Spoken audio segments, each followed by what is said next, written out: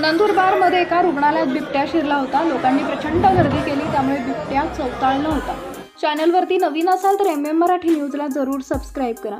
रुग्णालयातील कर्मचाऱ्याने बिबट्याला पहिल्यांदा सकाळी पाहिले। रुग्णालयाची नियमित साफसफाई करत असताना त्याला एका कोपऱ्यातून गुरगुरण्याचा आवाज झाला। त्यामुळे कर्मचाऱ्याने कुतूहलाने कोपऱ्यात जाऊन शोध घेतला असता दृश्य पाहून त्याची बोबडीच वळली। समोर एका कोपऱ्यात बिबट्या बसला होता। त्याने तातडीने ही माहिती रुग्णालय प्रशासनाला दिली। प्रसंगावधान राखत आणि प्राथमिक सुरक्षेचा उपाय म्हणून रुग्णालयातील कर्मचाऱ्यांनी इमारतीचा मागचा दरवाजा बंद करून बिबट्याला कोंडून ठेवले। त्यानंतर त्याला पकडण्यासाठी वन विभागाशी संपर्क साधला। रुग्णालयात बिबट्या आल्याची माहिती मिळताच वन विभागाने तातडीने घटनेची नोंद घेतली। वन विभागाचे एक पथक रुग्णालयात दाखल झाले। या पथकाने बिबट्याला पकडले आणि त्याला नैसर्गिक अधिवासात सुरक्षितपणे सोडले। बिबट्याला